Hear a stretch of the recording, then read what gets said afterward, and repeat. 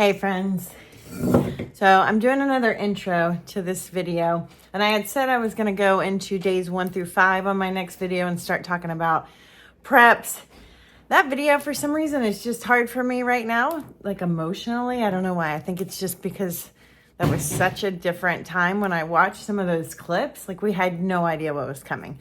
So I'm working on it, but I want to keep sharing other things with you guys because I'm doing a lot.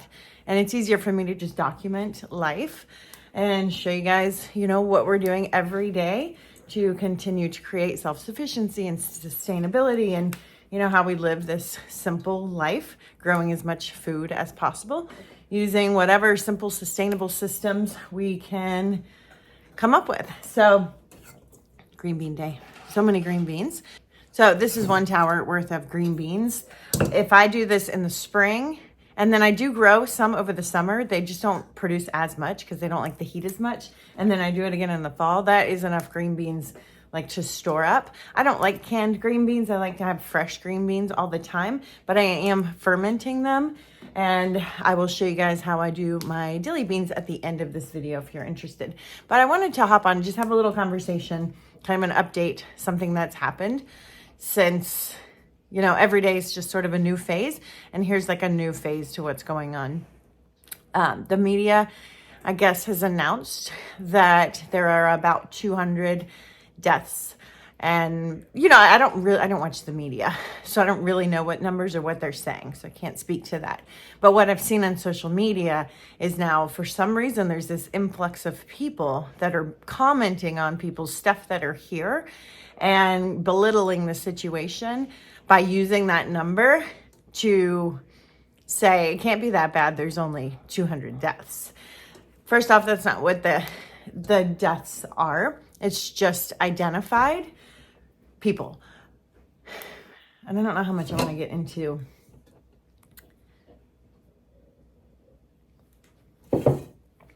There is an ongoing list of families. I think it's an active Google Doc. And it's thousands of people that are still missing. There are more than that number in children unaccounted for in different areas, in just a small section of areas. So that's not the number. And the problem with that number, and there was a perfect example on my Facebook page of someone commenting, is it belittles the situation. It's insulting to the lives lost. It's insulting to the survivors, to family members. And the perfect example of what it creates was on my Facebook post. A woman posted that and just was kind of turned it political about why we're talking against the media and kind of defending the media, which I have no idea why anybody would do that, but that, whatever. And then I went on to explain a little bit of what's going on here. And I shared a local news article, and I'll put that below. And it's, a neighbor just right down in town and what he experienced and what happened. And he did lose his life. And I'll leave that article below. I don't want to share too much of the story, but basically we have floods 30 feet high. We're 7 feet, I think, higher than the flood of 1916, which is the greatest flood ever. That's a lot of feet higher. And I posted on there, his experience. He was caught very high up and he needed help for many hours. And eventually he passed and was lost and is not found. And so he's not on the list. And that was kind of my point, was we have all of these people we're aware who are no longer with us, whose lives were lost because they were witnessed, but we don't actually know where they are. So they're not on that list. And that was kind of my point, was that number belittles our situation. That was the point. It's hurtful and it's harmful to what's really going on here. And her post back was why didn't anybody help him? Why didn't the neighbors go help him? And then I was this is why it makes it even worse. She couldn't comprehend what I'm saying because of what's being shared and what she's watching. She's envisioning that we just left this poor man in a tree to die and nobody helped him. You could not rescue people. Rescue workers could not rescue people. And the ones that tried lost their lives. We lost a lot of first responders. We lost police officers. We lost firemen. We lost neighbors trying to be heroes. And so just be careful with that number. And I know you guys watching this don't have to hear that part. But that was just the point. Like, that was really upsetting this week. So in this video, I was feeling normal, and we get back into growing food and went to the gym, and we're still working on our shed mission, be praying about land. That's what we need right now to move forward on some. It's cold here. We need to get people out of tents. But then that just kind of popped up midday, and it was like the biggest slap in the face. I don't know why that one just was so upsetting to me, but it just belittles our situation.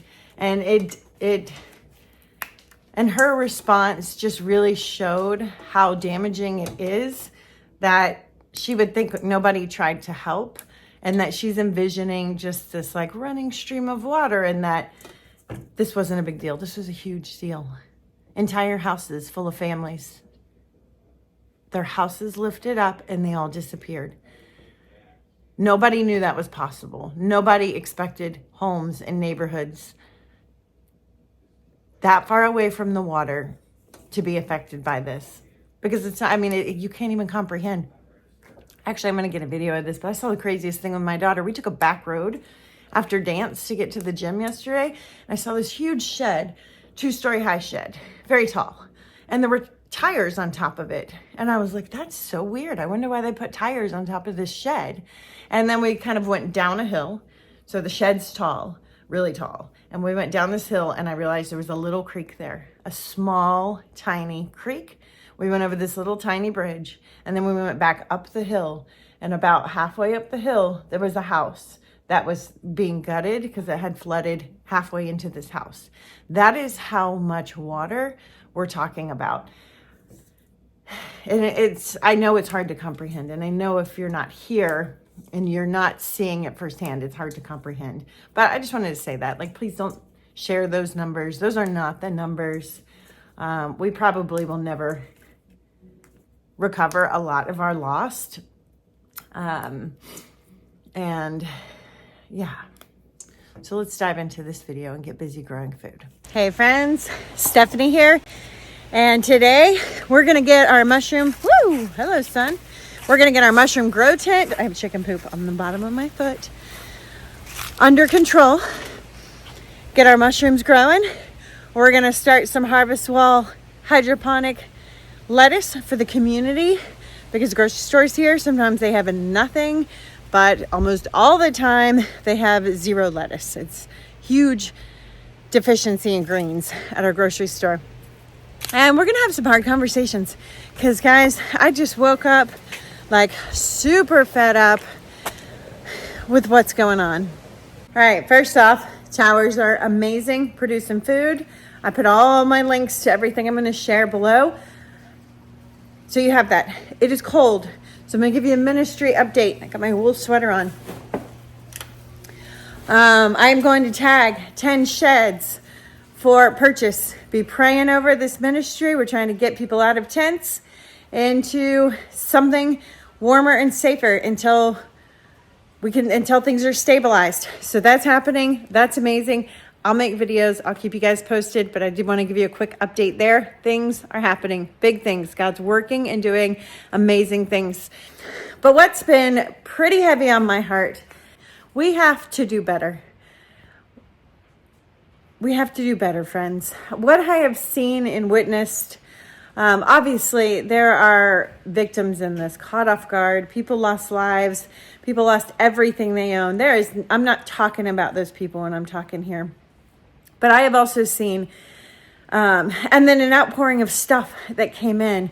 But I've also seen there are a lot of people who don't know how to take care of themselves as far as cooking their own food and purifying their water and being in good health. There's so many people, our food systems are designed to make people sick and dependent on them. It's addictive food. It's designed to be addictive, and it's designed to make people sick because that's how they make money. And that is the truth. And it's not real food. And, you know, I'm just pleading with all of you guys out there. If you are overweight, if you are addicted to those foods, I was at one point, I was totally addicted to them because that's what they're designed to do. I promise you can turn that over. You can change your lifestyle. You don't need things like that new drug out that literally says on the package it'll give you cancer in a few months to a year. Ozempic, I think it's called. You don't need those things. We can do this naturally. God designed our bodies perfectly the way they are. Women, we can go through menopause naturally. It is not our bodies that are failing us. Our bodies are perfect. They're perfect in every stage of life, how they were designed. What's failed us is the food that we're consuming, the toxins that we're putting on our bodies and that are in our homes. Those are the things that are causing us to be ill. Those are the things that are making menopause a nightmare for women. And we don't have to put up with it. So I'm going to show you guys today how to grow some of your own food. This is simple stuff. These are a little bit more advanced systems that I'm going to show you. These are bigger than most people want to do on a home scale. So I'm just showing you some big picture stuff here. But I also have one of these I'm going to be sharing that goes right on your kitchen counter if you want to grow your own mushrooms. The harvest ball is amazing. You want to replace the grocery store, be your own produce aisle? There you go. Grab a tower. You can grow anything on a tower except for deep root vegetables. They're amazing. You can grow your own food. We don't need the grocery stores. We don't need... Obviously, there's things we can't grow. If you eat meat, you probably got to source that, hopefully from a local farm. Support your local farmers. But when it comes to greens and things, we should not be relying on the grocery store. I'm going to get a little more bold in this channel, at least for the next few weeks, because I'm fired up after seeing what has happened here and how vulnerable people are. And I'm not just talking about the true vulnerable people who don't have income for things like this, right? Who were already financially distressed. I'm talking about $1 million homes sitting on top of a mountain that need to have supplies flown in because people don't know how to clean their own water anymore. They don't know how to cook from scratch. They aren't growing some of their own greens. We're relying on the grocery stores for these things, and those greens are nutrient depleted. The soil they're grown in is nutrient depleted. They're old by the time they get here, so they're nutrient depleted. Most of the vitamin C has been proven to be gone within 3 days in foods like spinach. They're loaded with toxins and pesticides that are being sprayed on these things. They're traveling a minimum of 1,500 miles. It's ridiculous. We need to do better. So today we're going to do better. We're going to do it at a larger scale today, but all of these things can be taken down at a smaller scale and done in your own home. Let's get started. Okay, so what I'm doing here is I'm setting up my boom room 2. Again, this is larger scale. I love this thing. You can grow it in your house. I grow it in my garage. I find that to be a little bit more, I don't know. It's kind of big and ugly and grows mushrooms. Like, I don't really want that in my living room because I have a small cabin. But you totally can. I have a friend on here on the social media site. That's how he grows his. And you can get smaller tabletop versions. I will put that below as well so you can see what those look like. But this works so mushrooms are a little bit different. They breathe in oxygen and exhale CO2. Some are sensitive to high CO2 levels and some are not. Some are pretty easy. I'm going to put a link below to my mushroom supply company that I love. And they kind of say on there like beginner, intermediate, always start in the beginner. But that's what this is designed to do. They also need humidity. So this is putting off humidity set to a parameter that I give it. And I'll show you guys how I do that. And then we have a fan down here. And this fan is pulling out CO2 so that they basically don't suffocate. So very easy. If you do the tabletop one, they have all these things to it as well. It's super cool. So all I'm going to do is put this little vent here, and we have a filter. This just catches spores that come off of mushrooms. And all right, so I've got my metal clamp on here and my filter, and I'm going to put this over the plastic opening.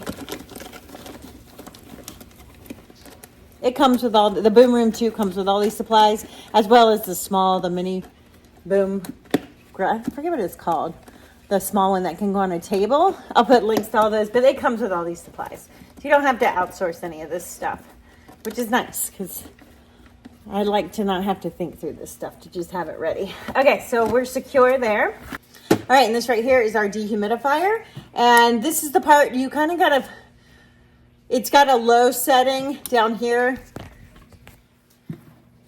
and you can hear it click on, and then it goes all the way to high. You got to kind of find what works in your environment. You'll know if it's putting off too much water and you're getting buildup in the bottom of your tent, you can turn it down. I keep mine pretty low, but that also changes with the humidity in the air and things, I've noticed. So certain times of year, this garage is warm and humid. Right now it's cool and dry. So it kind of changes. So you just have to play with that a bit. It's got this sensor that we're gonna stick inside our grow tent.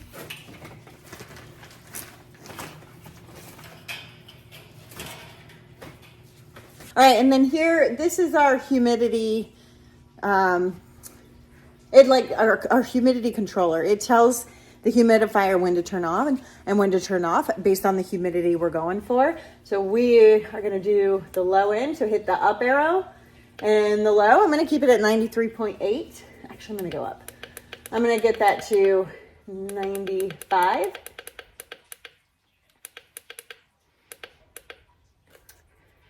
And then we'll set the top amount, like the most amount of humidity we want. You will know how much humidity for your mushrooms based on the booklet that comes with your mushrooms. It'll tell you like the ideal range. So let's stop this at like 98% humidity and we're good. It already kicked on.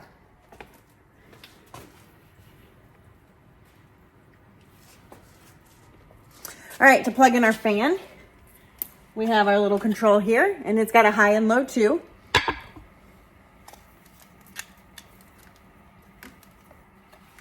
Okay, so we've got that plugged in. I'm gonna turn it on. Again, you've got low and high.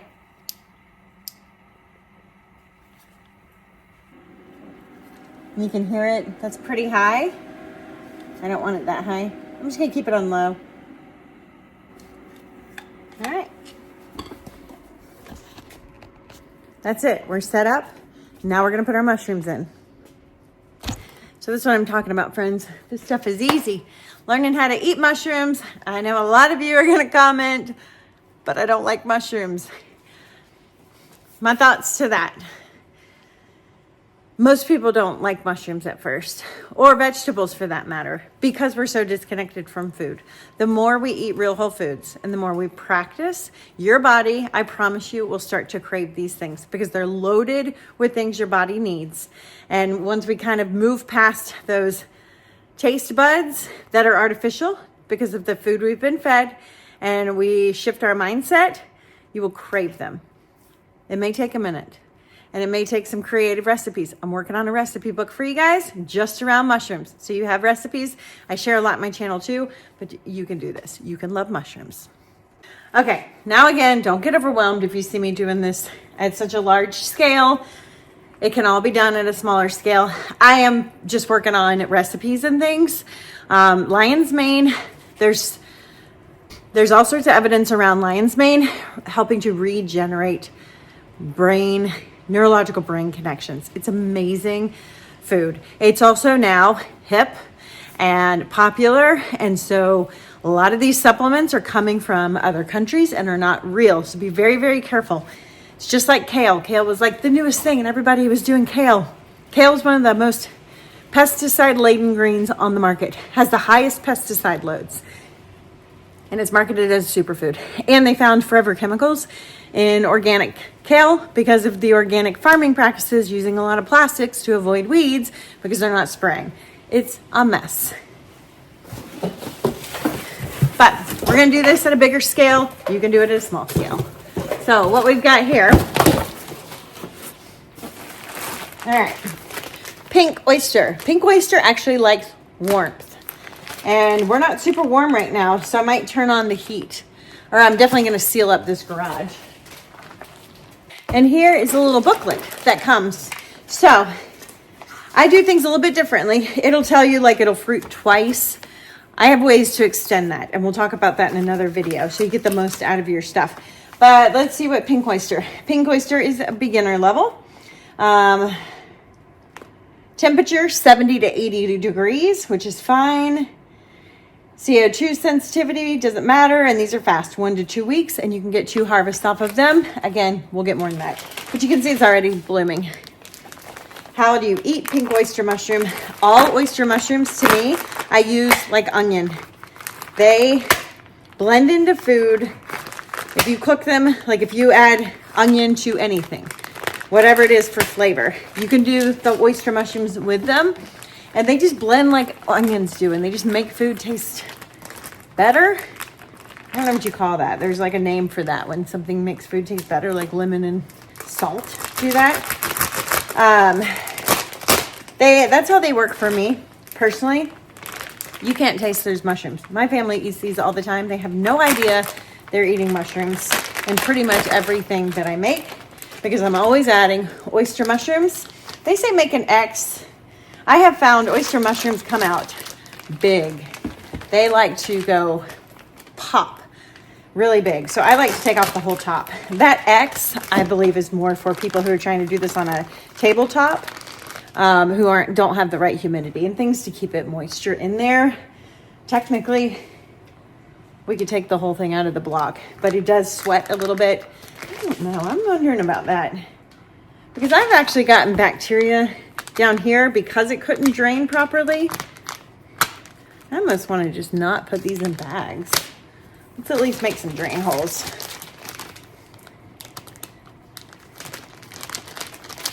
So you can see, I'm still learning too, and I grow mushrooms like all the time. It's not a perfect science. There's I mean, I guess there's a wrong way to do it, but it's hard to mess these things up. All right. Pink oysters growing. Lion's mane. Let's look at our lion's mane. I remember, but I'm going to read it to you guys. So beginner 55 to 70, and you can get to flushes 1.5 weeks to 2 weeks. So this one's low end 70. This one's high end 70. I grew oyster mushrooms in this garage in the middle of the summer when it was way above 70. So I'm not super committed to those temperatures. These will all do fine. It's cold here at night, so this garage probably never gets above 75 at the most right now. If anything, the oysters will need more warmth before the lion's mane needs more cold. That for sure, I can tell you, because they do like warmth and have stopped growing outside the oyster mushrooms for me. Because it's not warm enough, but I absolutely have grown these lion's mane in really warm weather, even outside. All right, let's put our lion's mane here.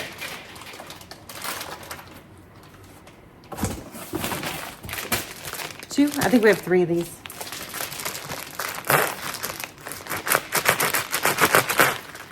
All right, and so again, I just want to I'm going to just pump out a ton of information for you guys. I hope it blesses you and makes this seem doable. I love when I go to other people's homes and I see how they live, and it just inspires me to view food and to view life differently. I pray that my channel does that for you too. That's why I invite you guys into my home when it's messy and is real. Because it can shift our brains when we can see things done differently. If we normalize this instead of Doritos, then everyone would be doing this. The only reason they're not is because we've been separated from our food. These companies want your money. They are connected to companies that don't want you to be healthy because they make money off of you when you're not healthy. And I'm just heartbroken over it, and I'm over it. My poor teenagers too, like, they gotta hear my rants, because teenagers, man, they want that junk food too.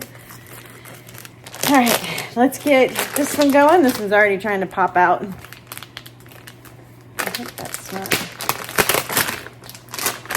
These are so beautiful.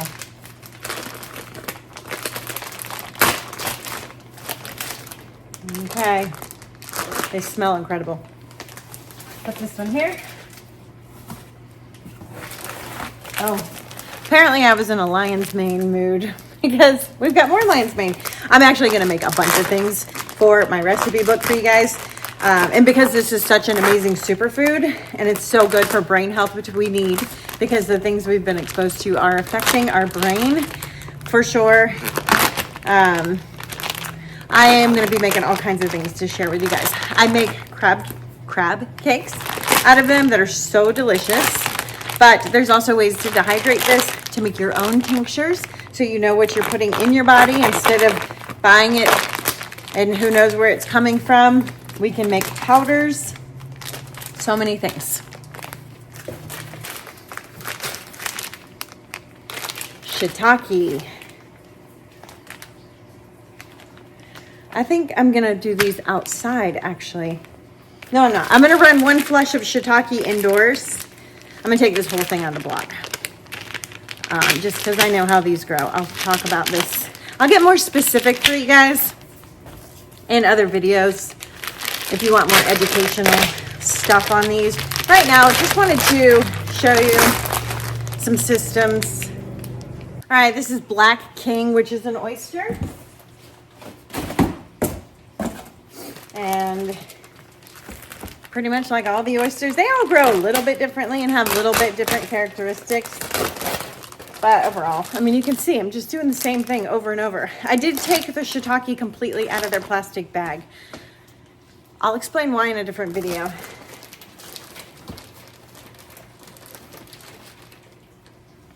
But in my membership site, I'm going to be doing a lot of education. I'm going to try and get so much stuff packed in there over the next couple of months.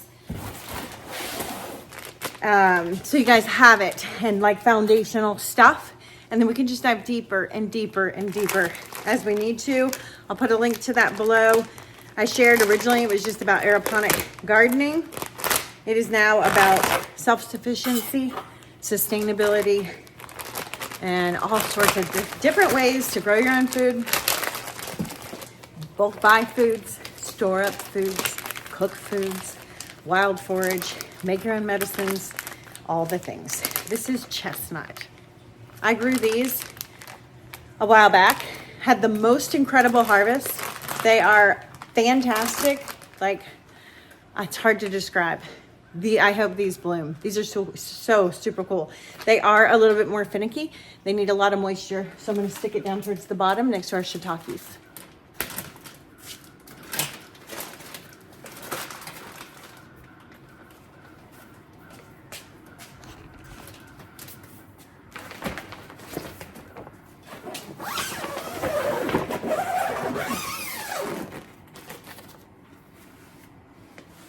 That's it. We just started a mushroom farm in under 10 minutes.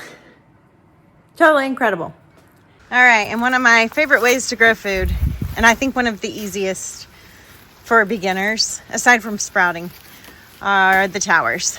And they are just non-stop with the green beans. I have so many green beans right now. You can grow a year's supply of green beans if you want to can and things on one tower, well, depending how many you need, but twice a year. Like if you plant out the whole tower with green beans like this in the spring and then do it again in the fall, you'll have so many green beans to can and put away and eat fresh. It's just every day more and more and more. And then I grow them in the garage. So I'm about to start new seedlings, and these will feed us all winter, hopefully, in the garage. Over here, got peppers. Peppers are great, like if you want hot peppers. First off, they're medicine. But when you grow them year round, I grow these indoors and out. They're great because you're not getting a huge harvest. You get consistent harvest all the time. So you always have something to jazz up a meal. Most people don't want to eat 30 peppers in one meal or 1 week. This kind of interval gives you peppers throughout the year, which is amazing. Got herbs on here too. That's marjoram. Look how beautiful that is. These need nutrients. All my towers are a little bit off because of the hurricane. I'm working to get them back. This is a gigantic tower. These are cabbages, a Napa cabbage, and the whole middle is greens and cilantro. These towers are tired. It's too cold for squash. Zucchini, which is what we have on here. So I'll just eat these babies and we'll let that go to rest. A lot of the stuff that's on here that is good and I'm going to keep growing, like the sage, I'll just consolidate everything to one tower, because I also have this one, and this one's loaded with cucumbers, but it's also not going to love the cold very much longer. So I'm just kind of leaving them on here and harvesting them daily to eat, so they stay super fresh, but then it'll go. Got all these beautiful greens. We can eat all of this. And then turn this tower over. Here we have eggplants and cabbages and broccolis. These are cauliflower. It's that baby cauliflower. Kale, look at my beautiful kale. No forever chemicals on those. Definitely have a nutrient deficiency we're working on. Look at this gorgeous parsley. So many wonderful things.